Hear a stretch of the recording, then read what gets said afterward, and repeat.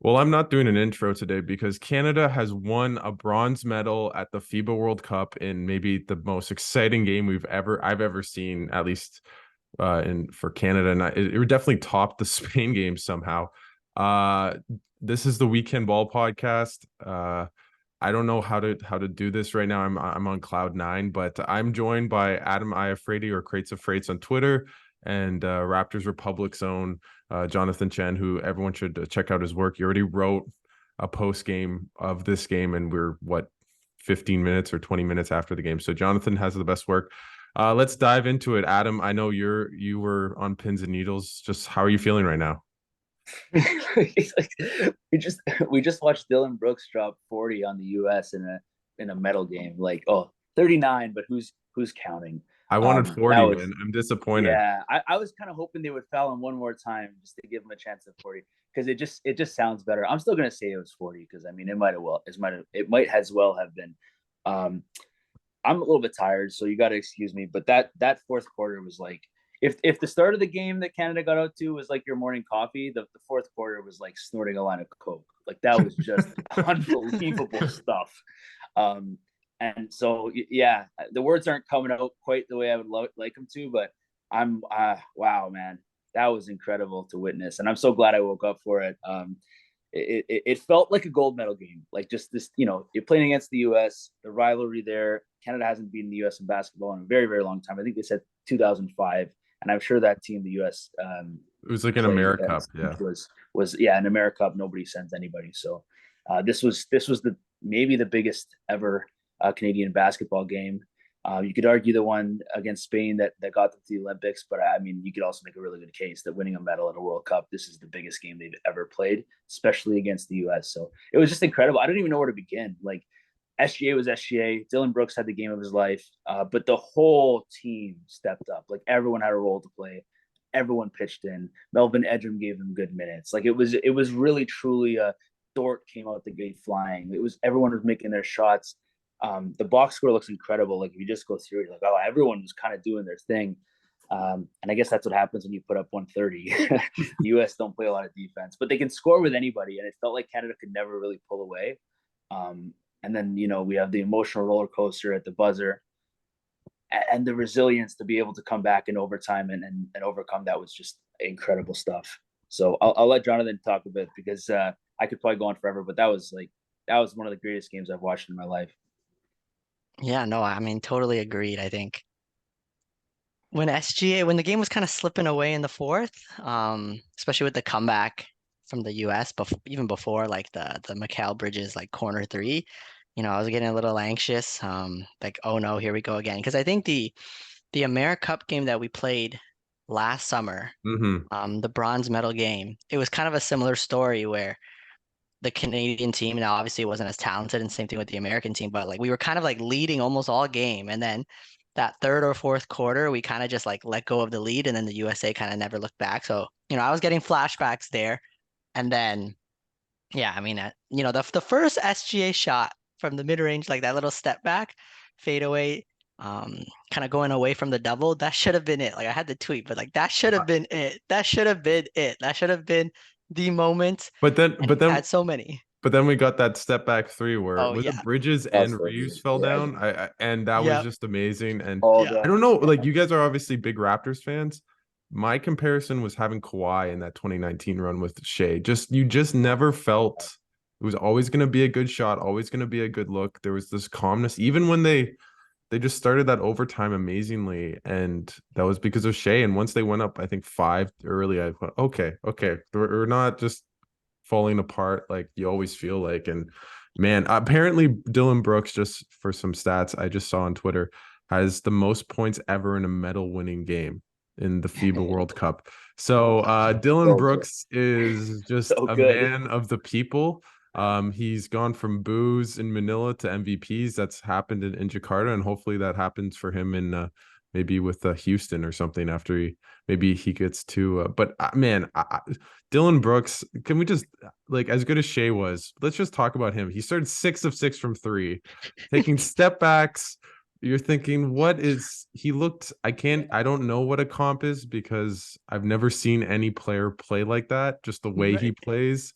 and he was just phenomenal. I will say for his 3-point shooting, he did, and I've said this on other shows, he was the best shooter in warm up for Canada, like in like practice and stuff. He would drain the most consistent amount of threes.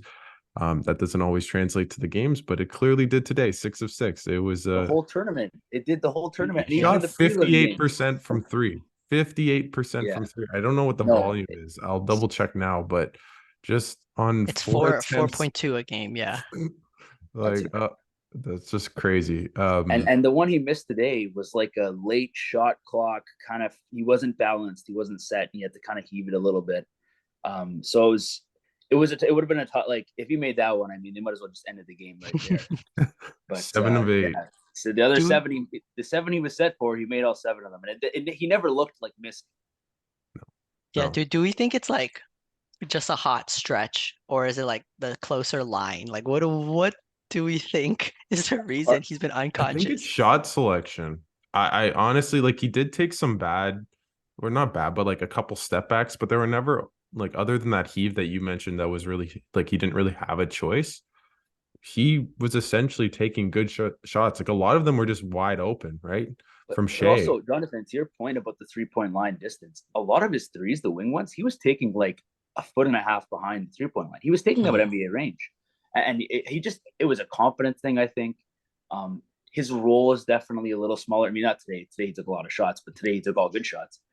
But I think the smaller role was, I think he kind of figured out who he is as a player, maybe a little bit through that experience in Memphis.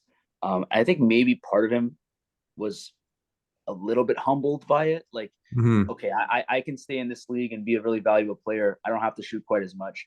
I don't have to necessarily have this. I think he loves the attention on the defensive end. Like he loves being a villain. But on the offensive end, I think he started to really get worn down by his reputation as being not a good shooter, an offensive, a sieve on offense, right? He's going to take bad shots. He's going to be a ball stopper.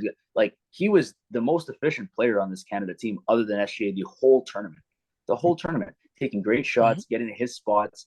Obviously, catch and shoot situations are what you want him doing, but even when he had to attack closeouts, he was brilliant. Yeah, and just to go off that, like it wasn't just threes. Like whoa, as my mic drops right in front of me. It wasn't just threes. Like he made these amazing layups. He took those 2 fadeaway baseline shots to start the game, and then in overtime, and he made those consistently throughout the tournament. I'd never seen Dillon Brooks make that on a consistent basis for Memphis. Like it felt like he had more in his bag than he's maybe had in prior years, just with the step backs. And sure, like he took as many shots as SGA in this game, or a couple more, but still, or actually a couple I think less. it's 2 less. Two less, yeah. But overall, just man. And then on the defensive end, right? He was Canada's best defender throughout the tournament, other than foul trouble. By far the best defender for Canada. You saw it in the overtime, like forcing, I think it was Austin Reeves went up for a layup and he kind of halted him, and just what a performance. And I have a vote for top 5 in the tournament, and I don't know if I should take him over Luka now. Like it's we're at that stage where it's like it's a real conversation, right? He won player of the game and Canada wins a bronze, right? So we'll see how the gold medal goes, but just to imagine before this tournament, you said, okay, Canada's winning the bronze and the leading scorer is Dillon Brooks with 39 points. You'd think someone was on crack or something telling you. Like it just. Well, Ballsack Sports tweeted it, and I'm sure people, I think that was their whole shtick. Is obviously they tweet a lot of fake stats, but it was a real stat, and I think they didn't even say it. They're just like, yeah, he's up to 37 right now, and people were just responding as if it wasn't true. But it's unbelievable, man. It's unbelievable what he was able to do all tournament long, and he deserves the most credit. I'm so happy for him just with what happened in Memphis. I was so frustrated about how that situation was handled. I think Memphis protected their stars. They protected Ja. They protected Jaren Jackson, who were not good in the playoffs for them. And the easy scapegoat was Dillon Brooks, the guy who was talking, who's poking LeBron, who's he was the easy exit from that team, and it was easy to just pin all the problems with that team on him. Their problems in Memphis are much deeper, and he actually, I think, was one of their solutions to those problems. But I'm happy now he's at a Texas rival, and hopefully he can do some damage for the rest of his career against the Grizzlies. But he certainly did his damage against the country of the U.S. today. Like I think he took it out on a whole nation today, and that was I don't know if he'll play a better game in his career. Like, it's going to be tough to top that, as good of a player as he is. And the other thing I was going to say is that, I don't know how much college basketball you guys watch, but it kind of reminded me a little bit of Oregon Dylan Brooks. Like, he had to do a little bit more. I'm not entirely like, he has a bit of a bag. He had a bag in college. That doesn't always translate to the NBA game when your roles change, but he could do some things on a basketball court. He's big and strong. He likes to get into the basket. He's acrobatic. He can finish with both hands. So that's stuff that I think he did at a high level at Oregon. And he showed a lot of that today. Like, that player was always in there, but when he's confident, my God, he's not a guy you want to play against. And Jonathan, just talk about SGA, because I thought his playmaking really got better as the tournament went on. He got 12 assists tonight and shot really efficiently. Just talk about SGA and just, man, like, he was so good in that overtime and that shot down the stretch where it should have been the clincher, but the gods gave us a step back three where two guys fall down on the US. So all is forgiven. But Jonathan, just talk about SGA and how awesome he was in this game and throughout the tournament. Yeah, sure. I think before that, I'm just gonna go back to like the Dylan Brooks point from Adam, because it was like similar, because what it reminded me of was like the 2021 playoffs.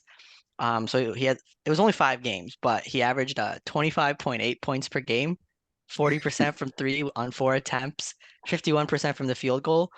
And so I think it was like, I think that when it was against the Jazz too with Rudy Gobert, and I think that run, or that first playoff run, I was like, whoa, okay, maybe we have a really good player on our hands. And then like I think the rest of the time in the playoffs and his rest of his time in Memphis, he just couldn't score efficiently.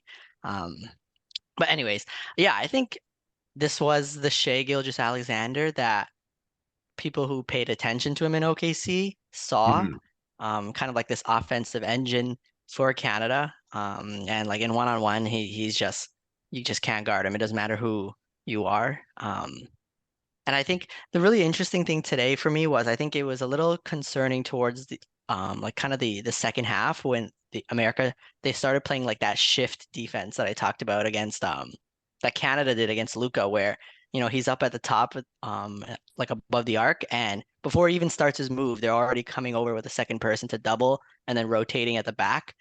And they were forcing the ball out of his hands, and I think that stretch when America started coming back, the ball really didn't, Mhm. like, it wasn't Shea's hands at the beginning of the possession, but the shots weren't coming from Shea, and we saw like his ridiculous movement skills, because I think there was a couple plays where he saw the double coming and then he just went the other way.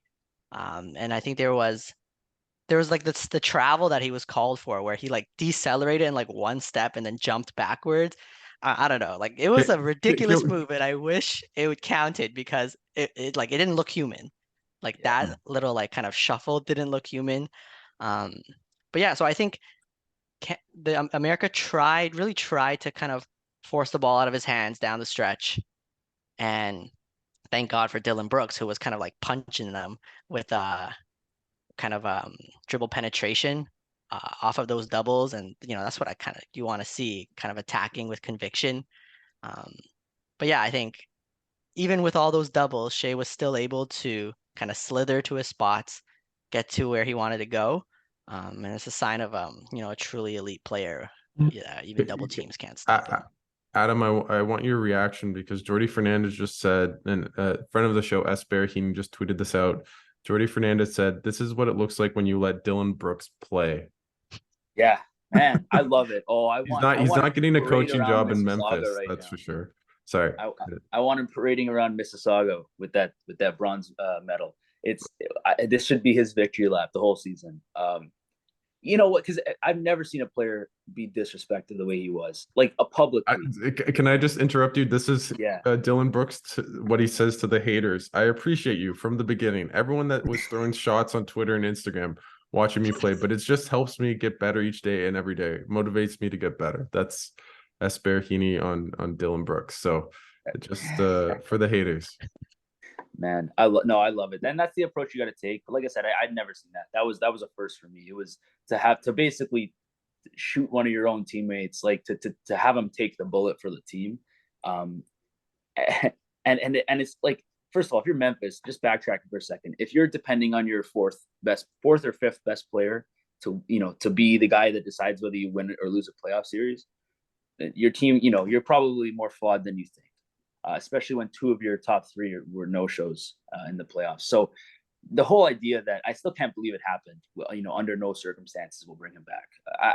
It's the dumbest thing in the world. But you know what? There's obviously a very good player in there, and this FIBA event showed that to the world. In case anybody was wondering, but his $80+ million contract for Houston should have been a good indication that people who understand the sport understand he's a good player and he has a lot of value winning basketball. So, and culture setting, which I think he was huge for in this Canada team. You saw in a lot of the timeouts and huddles, he's talking to guys about, hey, stay on his hip. Hey, this is what they're trying to do. Like that sort of stuff, especially for a young team like Houston, is going to be invaluable.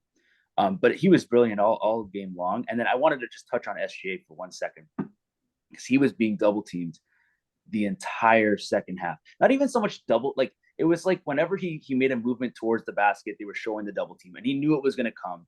And if he actually continued his drive, then he fully would have been double teamed. He's a willing passer. He was doing all the right things on the basketball court. He's cerebral out there. Like you can't speed him up. You can't slow him down. He's going to go at the exact pace he wants to go at. He's going to find the open man when he's there. And when you don't double team him, he's just going to score on you. It's beautiful to watch Shai Gilgeous-Alexander play basketball. There are very few players in the NBA who are one-man offensive engines. They can carry an entire offense by themselves. You put four anybody's around them, and the offense is going to be good. I put Luka in that category. I actually think Shai might be better at that. I think Luka's a better passer, but I think Luka also has a little bit less feel for when it's his time. And like Luka, I think needs to get his. Shai could have shot 3 shots tonight, and he would have been totally content with it. Because he'll just make the right play 100 times a game. And I love that about him. And then he ends up still getting 31 because he's just that good. But 12 assists, 1 turnover. Like, are you kidding me? Being double the entire game, 12 assists, 1 turnover. Oh my God. He might have hit another gear. He was first team All NBA. I think we got to be talking about him as a potential league MVP next season. I totally agree. And with the Luka Shai comparison, that's been basically one of the comparison everyone's been talking about, obviously ahead of that Slovenia game. And I thought he was better in that game. Like he has my MVP vote just because I think those were the 2 best players at this tournament.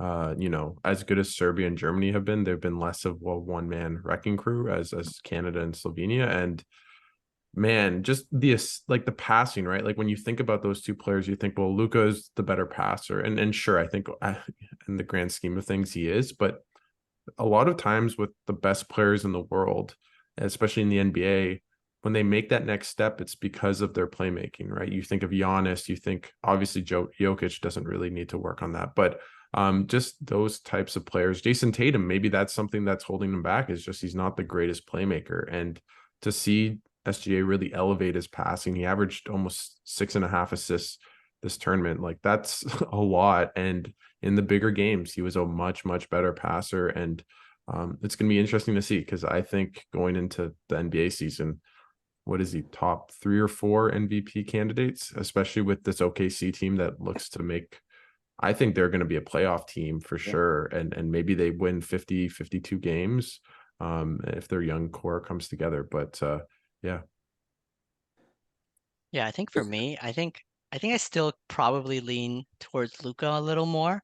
What about the defense? Because Yeah, I'm I not mean, that SGA is great, but he at least yeah, tried. I think Shai's defense is a lot of it. There's a lot left on the plate where he could be a little better, especially like with his closeouts and kind of his defensive focus, I think a lot of times. Um, but like his hands and his length, they just kind of make up because he can get beat a lot, but he'll just reach around you and poke it from behind, or on the gather he'll like strip it. So I think I still probably lean towards Luca being a slightly better player right now.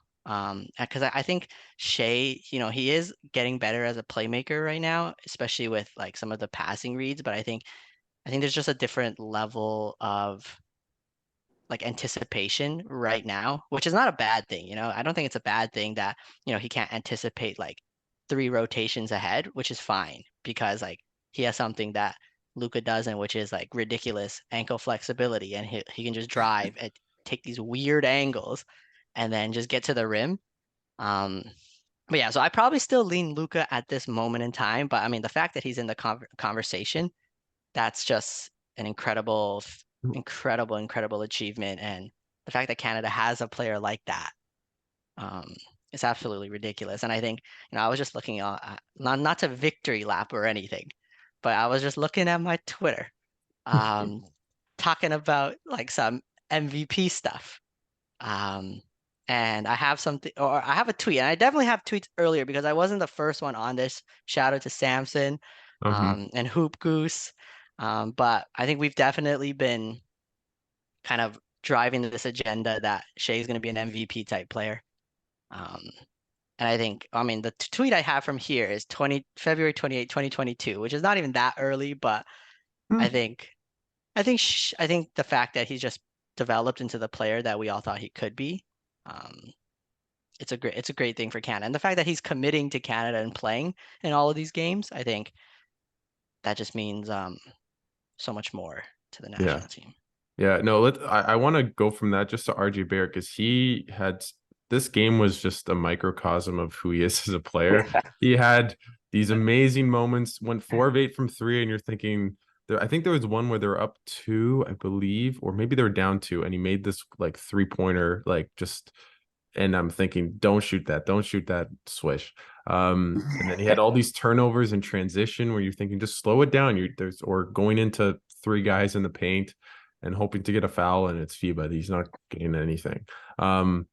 But then he made that big 3 at the end of the game, at the end of overtime, that really clinched the game for Canada. What do you make of his performance throughout this tournament? I mean, I'm still a bit lower on him than I maybe was after the friendlies. But just Adam, what do you think of kind of his game in this tournament, and especially just stepping up today, because he did have 23 points? I think we got the full RJ experience, as you said. For me, the next level is going to be the ball handling and decision making. Right now, he is a true wing, and a bigger wing at that, in the sense that you don't really want him dribbling the ball unless he's attacking a closeout. And that's just about the only time that he can be productive with the ball in his hand, because when he's forced to create for himself, the handle's just not tight enough, the jump shot's just not smooth enough.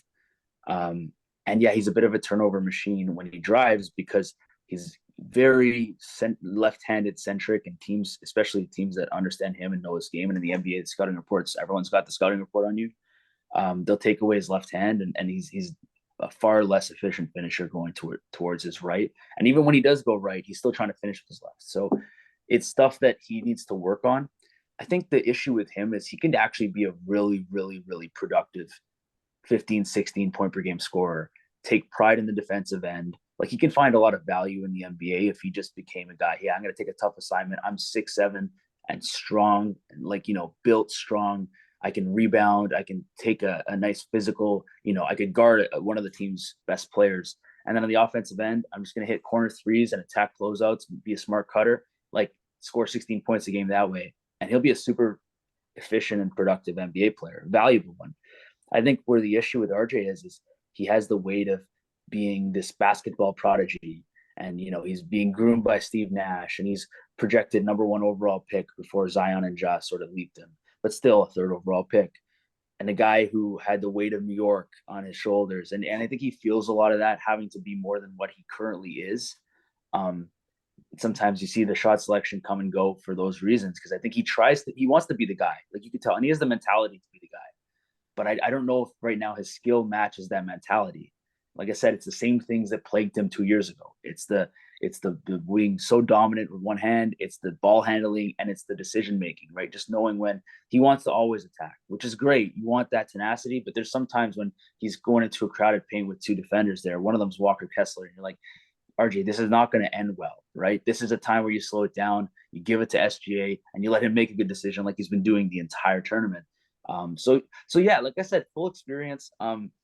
He's his own worst victim sometimes. I thought he had overall really positive tournament, but if you watch the Knicks at all, you see the same player. He was the exact same player that you get with the Knicks as he is in FIBA. So the good and the bad. Jonathan, what do you make of the 2 leading the players with the highest shooting percentage, or true shooting percentage, at right now in this tournament, barring the finals? You want to guess what Dylan Brooks's true shooting percentage is in this tournament, Oh, it's gotta Jonathan? be like 60 something plus. Yeah, it's in the 70s. It's Oh my god. 76%. 76%. That's what Shea is. He's second in the tournament, or actually JV's slightly ahead of him. But do you want to guess Shea's? 60, 67, 68. Wow, you got it. 67%. So just phenomenal play by those guys. And true shooting can really be a big man, kind of like that's why Jokic is so good at it, because he shoots threes and is so good around the paint. But 76% by Dylan Brooks. Thanks to shout out to Blake Murphy, who's the best. But yeah, no, I totally agree on the RJ Barrett. What do you guys make of like Olynyk's tournament? Because I thought he really stepped up in this game when he's really been poor since the first round, but he made a couple big shots. Dwight Powell was nursing a back injury, having the what's it called, the back brace all game, and then on the bench. And what just wow. I'm sorry, I'll change this a bit. What do you think this means for basketball in this country and going into the Olympics? Like for Adam, what do you make of this just historic tournament? And as Dylan Brooks says, I want gold in Paris. Yeah, it's huge. It's huge. First medal. We're off the ground. We got the monkey off our back, so to speak. And now it's going to be about expectations. Like now there's going to be expectations on this program. This is the best team we've ever sent to an international competition. It's probably not even that close. And it's going to be better in Paris, I would imagine. I'm expecting that Jamal Murray would be there, and anybody else I think would be gravy. I'm really hoping they can add, a Wiggins, because I think they could have sorely used his defense, his 3-point shooting, everything that he's really become in the NBA, his athleticism.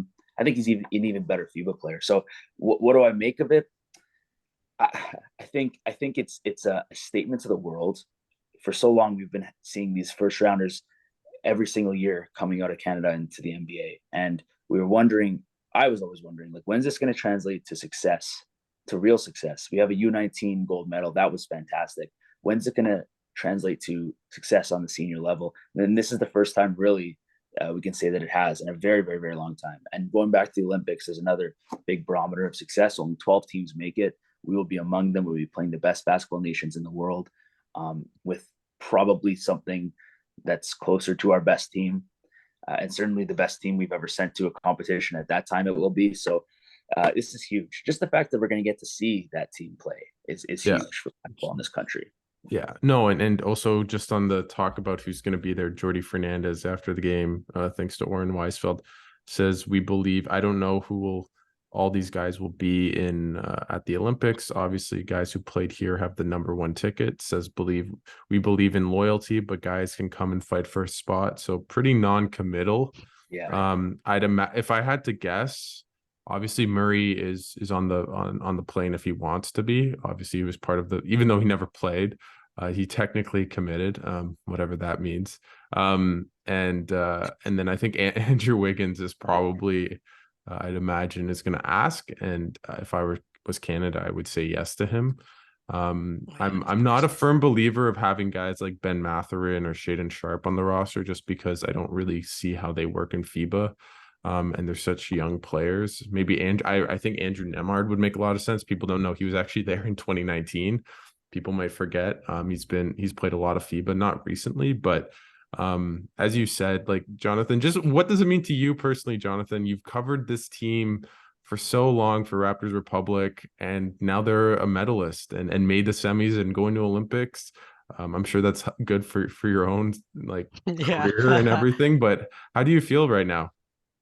Yeah, honestly, there's like no words. I think we saw the seeds of like what was gonna happen with, the France blowout win. And at that point, that was like the highest I've ever been watching Canada basketball. And then, making it to the Olympics and beating Spain, that was the highest point. And then now actually winning a medal at the World Cup. Um, there's just no words. And I think, like Adam said, the program has like established itself with this World Cup run. And I think, at this point, people we've struggled with commitment in the past. Especially, I mean, for the Olympics, I don't think that'll be an issue. I think people will want to play at the Olympics, especially given that, in Canada, the Olympics are seen as kind of like the more prestigious event, which I know is, WIT doesn't like that. And I think I agree. I think the World Cup should be a little bigger. But Yeah, I think it's like it's honestly I hope it's a change in the program. I know, in the kind of junior events, we kind of have usually a strong team. Um, maybe not always winning medals. Like I think this year, the U19 World Cup, we Yeah, were they like won in sixth or seventh. 21. In 2021, they got bronze, right? Yeah, Yeah, yeah, with Ben Matherin, Zach Nemhard, Edey. yeah, Caleb Houston.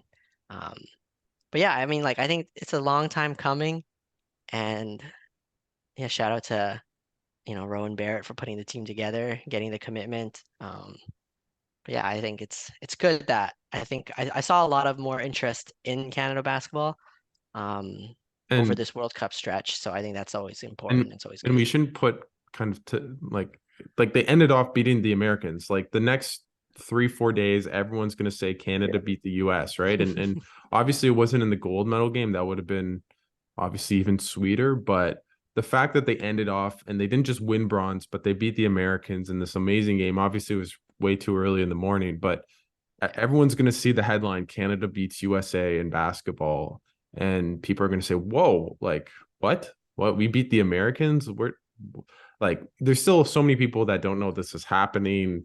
They yeah, don't know who's yeah, on the team. It's all early mornings, but that's going to take a lot of notice, and not just winning the bronze, but the way they did it against who they did it against. Just going to be crazy. And I mean, I saw Windhorst talk about how they're thinking maybe next summer of playing the USA in Vegas and then in Toronto. I'm gonna it's like try to get, exhibition games, right? yeah, exhibition games. Okay, I'm definitely getting my media credentials to go to that That's Canada let's USA cool. game in go. Yeah, Toronto if that happens. But just Autograph imagine how much coverage. excitement that would be ahead yeah, of the Olympics, right? And you talk about Jamal Murray, Andrew Wiggins, like Canada's gonna have a really, really good roster. They could win gold, right? yeah. Even if the States brings their A team, right? They barely beat France last time, and France wouldn't have the talent. They'd obviously have the chemistry that Canada may lack. But guess what?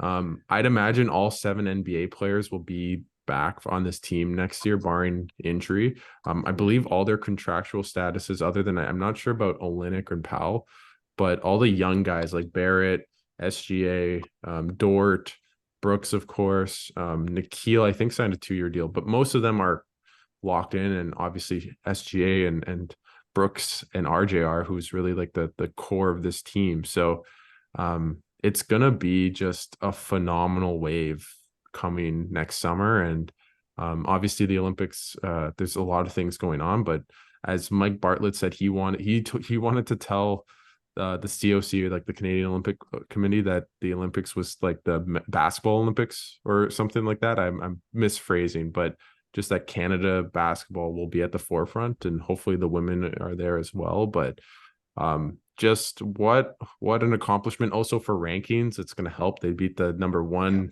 2, 5 in the world. I don't know what's, I think Slovenia was like 7, so like Seven. They were 6 or 7. I think Yeah. Serbia was 6. And Oh yeah. anyways, they're going to jump up in the rankings. That's going to help for the seeding. In a lot of ways, the Olympics is easier to maybe get to quarters, and then you have a You never know. chance. So, Yeah. but I Yeah, want to I touch on one just thing you said. Sorry, I'll let Jonathan, you can go first. I don't know, I was just gonna say I saw I just looked at the contract status. So Powell does have a contract for next year. okay. But Like Olynyk 20, like doesn't. 24, 25. Yeah, yeah, yeah. He has a sorry, yeah, I should have rephrased. Yeah, he has a contract I for don't know. 2024, 2025, and Olynyk is a free agent, but I doubt Olynyk is not gonna play. Like, there's Yeah. no way he's not gonna play. Yeah, no, no. Yeah. Especially at that stage in his career, I think that like he's He's gonna made be his back. money. Yeah, and he's also like one of the few guys that's always there, barring that it one barring injury, which that last time he missed was because of injury. He's pretty much always there. I wanted to touch on one thing because it's funny because so I cover a lot of the Canadian men's national team on the soccer end, and this feels very similar in that the goal was to sort of capture the imagination of the country and sort of let people even know that the games were happening. And it doesn't happen until I remember Herdman would say, like, to do that, we have to beat the USAs of the world. We have to beat Mexico. We have to beat teams that we traditionally don't beat, that we've never beat. And then they did that. And they went and they beat the US and they beat Mexico. And all of a sudden, everyone was talking about them, right? Because those are the types of teams. It's great to go beat, in El Salvador, or in Canada's case in this tournament, it's great to go run up, win by 55 against Lebanon. But when you're going and you're beating France and you're beating Spain and you're beating the US, that's a different tier. People in this country understand those are powerhouses, especially the US. And it didn't matter who they sent because that's still a team. And people will say, "Oh, it's not their best team." It's a team that they sent thinking was going to win. They don't send teams to these tournaments that they don't think can win. Every single player on that team was either an all-star, an all-star caliber player, or a really, really high level role player in the NBA by NBA standards. They have more talent on paper than any team, and it's not particularly close. So to downplay this achievement because of who was there, I wouldn't. And I think Canadians understand how big of an accomplishment this really is. And in terms of just capturing the imagination of a country, in terms of advertising revenue, when we talk about TV rights, when they're renewing with Sportsnet, like all this stuff is very important. When you win and you get eyeballs, people are watching your games. And I know the time was kind of weird for this, but in the Olympics, it won't be. And there will be viewership and it will be very high. And so this sort of stuff, when you're building a program and you're talking about longevity and you're talking about funding, we see like this is the key stuff is these statement wins that get everyone on board and everyone's aware it's happening now. And the turnout's going to be great for viewership in the Olympics. And that's probably going to, relay itself to the players who are going to have more interest in participating in future events because they see the interest. It's a bigger deal, right? So it just now you create this awesome avalanche, like this snowball. It just, it hopefully it's self-sustaining, but it has to start somewhere. And this tournament might have been the start of that. And it's how I felt about World Cup qualifying for Canada soccer. And that's how I feel about this World Cup for Canada basketball. So Adam, you're telling me that Mike Bartlett's going to start suing the men's team, Hopefully and that part. yeah, I don't think no. Obviously Mike Bartlett was very kind to me in Jakarta, really nice guy, and yeah, I don't think there's any animosity between Canada basketball and the players, and really because the players make so much money. They don't do this for the money. Just like to put that out there, like they do this because they love their country and they want to play for their country and get medals. Which is kind of cool to say. They're a bronze medalist. Like obviously maybe 48 hours ago before the Serbia game, I thought maybe gold medalist. That sounded nice, but honestly, the way it happened, I'm more than happy with the way they learned so much. This core, as you mentioned, Jonathan, just with contracts, like they're gonna be. I imagine all 7 NBA players will be there, and then adding Andrew Wiggins and Jamal Murray seems like a nice little touch, and then maybe another player or two at the end of the roster, maybe an Andrew Nemard. But as you said, Adam, so eloquently, just it's gonna make a huge paradigm shift in this country on who watches the team. Like I know so many people through just Twitter and stuff that how they got hooked on the team was 2000, right? And now Canada's going to be at the Olympics. They just won a bronze. They have all these NBA players, right? It's a bit easier to know them when it's not just Steve Nash and well, rest Todd McCullough, I guess. But it's gonna be different too than even 2000. And the likelihood that they're at Olympics and at World Cups and getting medals is just gonna be compounded down the future. I don't think that this feels like the start and that they're just scratching the surface, not that it's they've got to the mountaintop and they're gonna slowly waste away and go down. It doesn't really feel like that at all. So what a performance, what a tournament. I'm definitely looking at flights to Lille and Paris right now as we speak. But is there anything else you want to add, Jonathan? No, not really. I think this was a special run from a really special team. And yeah, I'm lost for words really about what just happened. Maybe it was just waking up too early, but um, yeah, I'm looking forward to the Olympics. I'm looking forward to kind of seeing who's going to be on the team and doing some analysis there. But yeah, I'm happy we're going. I'm happy we're going and we got it done, and we also went home with a bronze medal. Yeah, no, for sure. So guys, the question, and I'm gonna do this on the spot because this is fun. The first one is Canada getting a gold medal in Paris? Oh man, I don't know. I'm. It's too early to think about it. I'm gonna say no because I mean it's. Oh, what a downer! Why did I say no? Yeah. Who wants to hate? Well, then who? Okay, we can Okay, rephrase it. of course they're gonna get a gold medal. Who are they gonna lose to? The U.S. No, no. Like probably not. But it doesn't really even matter. I mean, obviously, if they were, they would matter a lot. But I don't think the expectation is that they're gonna win gold. The team will probably think that they can win gold. they'll be one of, probably 7 teams that could win it. Because there's a few teams in there, like Japan will be there and they're not going to win it. South Sudan's not going to win it. There's a few teams that their Olympics, like their wins was just to qualify for the Olympics, which is totally entirely fine. But there'll be 7 teams that can win it, and they'll be among that group feeling like they can, and probably feeling even better than they feel with this group. Because I think as good as this team was, there were some vulnerabilities. I think we saw it against Serbia, the lack of size. Maybe that's something they can dip into their NBA pool to address a little bit, although there's not a ton of size in the NBA pool. And then certainly you can't play SGA the way you played them today with Jamal Murray on the floor. So that's another thing. They're not. Right. Like you can't double team him. You can't stunt on him. You can't like that the way the Americans played the SGA today doesn't work when you have 27 on the floor too. And if you add a Wiggins to that mix, that even emphasize that point even more. So I think there are vulnerabilities to the team that they'll address. I think they'll feel like they probably can, or maybe even should, win a medal. There's going to be a better version of France. There's going to be a better version of basically every single one of these world powers. We don't know who's going to qualify through the last chance tournament yet, but Serbia will have Jokic there, I'd imagine. It's going to be a better tournament in terms of quality, but I think they can definitely medal, and I would say they have an outside chance at a gold. No, for sure. I definitely think they're going to be a medal contender, which is pretty fun to think about. And well, thanks so much, guys, for doing this. What a win! Like, just to win, to beat the USA, to feel as though they were right there on the precipice of winning, and then that Mikal Bridges 3, and you're thinking, here we go again. And then they come back. I just saw a tweet about it, and I think it was something about like a lane violation from him. He jumped, he shot, and then because you're not actually allowed to go like over the line across the line, right? Until the ball hits the rim.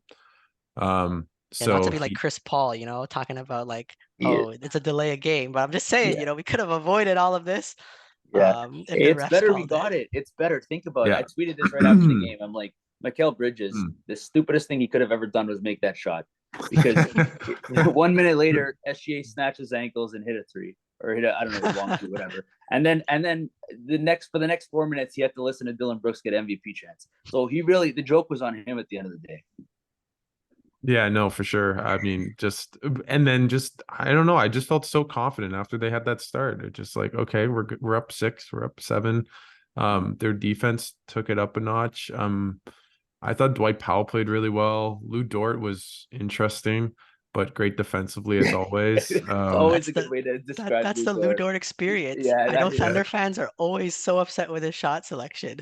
But that's it got better at the end of the game. He just didn't take any, so it was man. I love Lou. There's one thing I want to add. Actually, I was stressed after obviously after Mikal Bridges hit that 3. I was kind of in shock a little bit. There's 2 ways teams respond to that. They either fold, or they think, holy crap, we were so close, and I don't want to go home tonight and think about how close we were. So we got to actually get this done. Right. I was really stressed, and then they were about to inbound the ball. I think RJ was inbounding it to start overtime. And the camera punches in on SGA's face, and he just makes this face like, don't worry. It was like the facial version of the DeMar DeRozan, don't worry, I got us. Like he just goes like, so it was something very casual, something very Shea. And in that moment, I'm telling you, all of the anxiety I had disappeared. Like it's the true superstar trait. Maybe not everyone felt the same way. No, when he made that face, like it was a total don't worry about it face. That overtime, I just felt like we were gonna win. And then sure enough, they're up 8 before you even know, and they never really look back in overtime. But there's something about having a guy like that with that demeanor. He was so cool in that moment. It's like nothing can phase him, nothing flaps him. Like they just had the most heartbreaking shot hit against them that any of them will ever experience in their life. And he just basically was like, all right, I guess I gotta score 10 more points than I expected today. Like it was just unbelievable. And that sort of calm just reflects on the entire team. No, I was gonna add to that. Just I know I talked to Jonathan about this on a couple of pods, but in that Spain game where he makes that big shot over, I forget the Spanish player, I think it was Oliver. And Clavars. Clavar, that's Clavars, it, yeah. Clavar. And he's walking to the bench, and there's a video of Muad Issa, I think that's how you say his name, but he was really nice to me. Canada Basketball kind of does all their media. Had the video of him, and he's just walking like calm, we're good. We're up two, like it's not a big deal. Just I always think of that MJ shot he hits over the Jazz in game 1, Yeah, and he makes it, and it's like this is just a regular shot. this is what I Everyone's do. storming at him. He's just like, okay, good, got game 1, on to the next, right? And that's It's really like the a way. Kawhi thing. It's the Yeah, same yeah, thing for Raptors fans. It's the same thing we felt about Kawhi. He hit the biggest shot. I mean, okay, that one shot he yelled, but that was just about it. Like yeah. he hit that other shot. I think it was game 4 against the Sixers where he was fading Oh away and my Embiid was God. right in his Yeah, face. I still And remember where it was yeah, for both, but and yeah. there's no reaction. And it's just like it's just what I do. Like just clocking in. I'm gonna clock out soon. There's 2 minutes left in the game. Like And it's so he's just it's and that star gives trait. that gives you so much confidence as a team, right? It's like having a good goalie in hockey where it's just like, okay, he has us, right? I don't know why I brought a hockey reference into this, but it made sense. But overall, just what a player, the calmness. Like I keep saying this.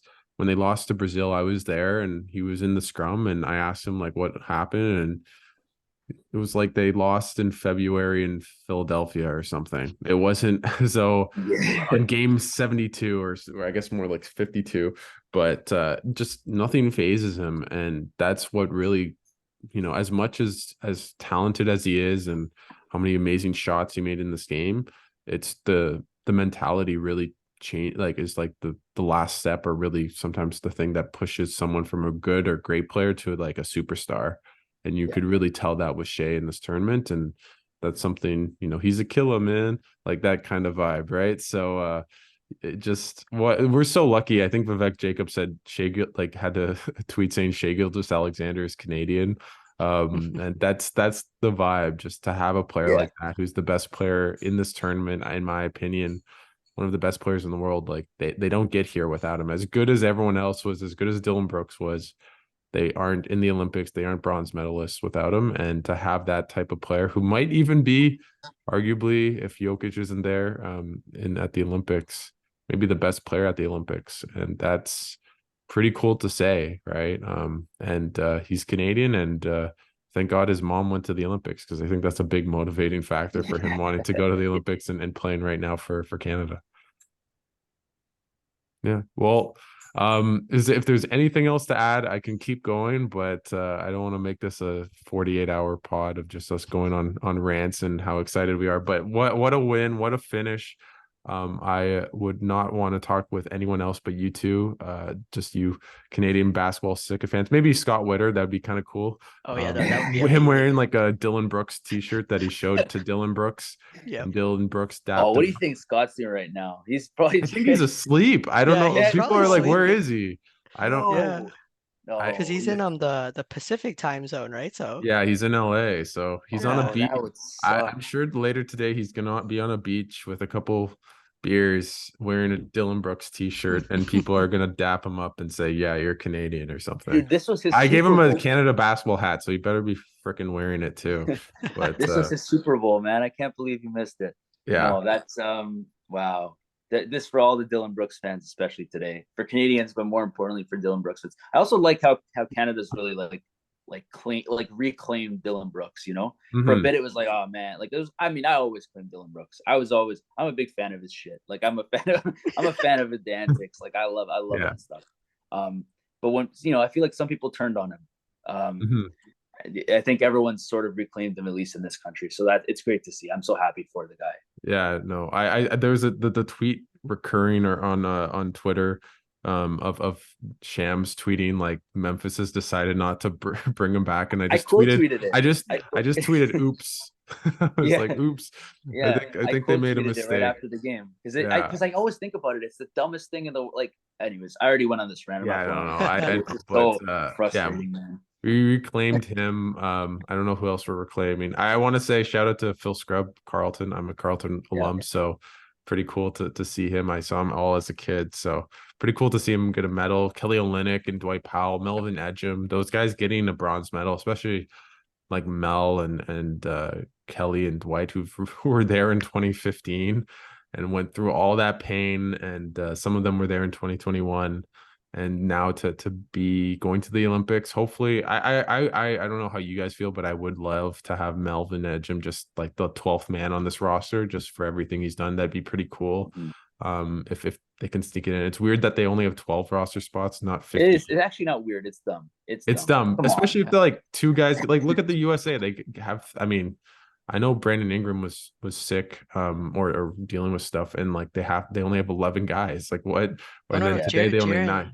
No, I And know, but Paolo just were in both out general, too. like maybe Oh, they yeah. aren't as sick because it's a bronze medal, but still to only have 12 roster spots, that sound, it's the most FIBA thing ever, but yeah. Okay, we'll worry about that next year. Yeah, exactly. Well, Yeah. thank you guys so much for doing this. And everyone check out Adam's Crates of Freights. Great follow on anything anything sports related, really. Adam knows as much as anyone I know. And then obviously Jonathan Chen has everything Canada basketball. So thanks so much, you two, for taking the time and doing this at I mean, it's not an ungodly hour now, but we've been up since 3-4 a.m. So Yeah. I appreciate it. Take a good nap. And then I'll definitely be wearing my Canada basketball stuff later today and enjoying the sun. So like Nice, Scott Witter, nice. to shout him out. But thanks again, guys, and let's definitely do something next summer when Canada wins a gold. So that's how we end off. But thanks again, guys. Take care. Yep, thanks.